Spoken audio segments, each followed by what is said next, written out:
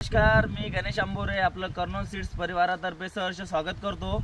आज आपण आलेलो आहोत जिल्हा जालना, तालुका जाफराबाद, राहणार कुंभारी या गावामध्ये आणि येथील प्रगतशील शेतकरी सीसाट पाटील यांच्या शेतावरती यांनी आपल्या कंपनीचा कर्नूल सीड्सचा भवानी मक्का लागवड केलेला आहे।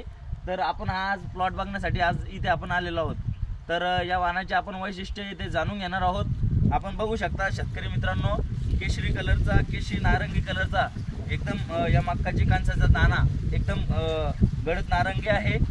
त्याच्यानंतर आपण बघू शकता याच्यावरती लष्करी अळीचा प्रादुर्भाव खूप कमी आहे आणि 18 ते 20 च्या दरम्यानच्या याच्या लाइनिंग आहे।